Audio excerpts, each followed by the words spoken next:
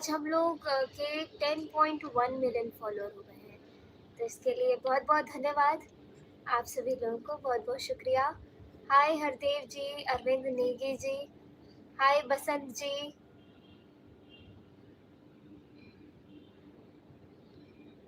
Hi Nikhil Bansal, hi Shiv Pratap, hi Sabir Khan, hi Brijesh ji from Mirzapur UP, हाय लक्ष्मी नारायण झा जी नमस्ते, विनोद कुमार गुप्ता जी नमस्ते, मोहम्मद इब्राहिम जी, फैज़ल कमरान, अध्यक्ष मनोज कुमार गुप्ता जी, सागर विश्वकर्मा जी,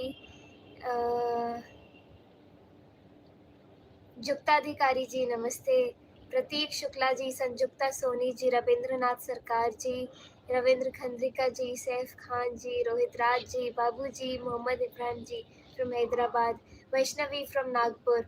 हाय, कैसे हैं आप सभी लोग? और क्या के मतलब कैसा जा रहा है आप सभी लोगों का ये दिन? हाय रिंकू सचिन जी नमस्ते, अभय गुप्ता फ्रॉम झारखंड।